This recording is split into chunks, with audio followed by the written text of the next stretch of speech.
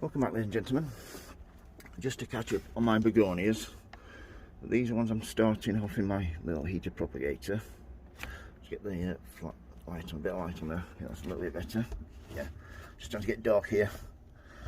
But yeah, as you can see, these are little plug plants that I got from Thompson & Morgan last year. I wasn't over happy with the quality, but with a bit of nurture and a bit of care, they're coming back nicely. I let them dry out last year. The tubers weren't really big enough to do that, so, and this one I don't think it's going to come back at all. Probably rotten, that one. Yeah, the rest are sending out nice little new shoots, you can see. Any dead or dying material like this, and get rid of it. You don't want any fungus. So yeah, all those are starting to grow back nicely. At the back, excuse me, these are tubers that I've had for a couple of years now. Look at the difference there. Just take you one that was a grown from seed last year. That was a little plug plant last year. Look at that one. At least I got some new shoots on. You'd be surprised how big that grows. But this one is absolutely humongous. Just see all the new shoots on that one. I should be able to take some nice cuttings off that.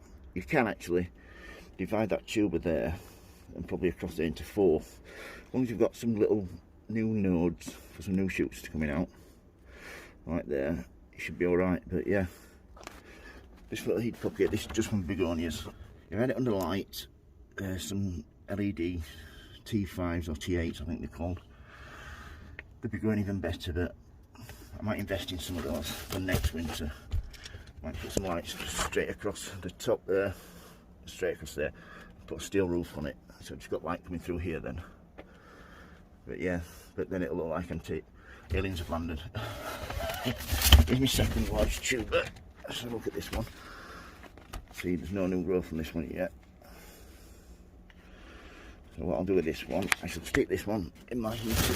Oh, with some lights on, stick in that corner there. And I should put this one in there actually. I've got enough room for that. Waste not one, not with room. Just put this one back in the soil there. See, stuck it in the soil there, it was out. I caught it while I was moving the plants in and out. The temperature's going back up again actually. Yeah, see how they get on there, shall we?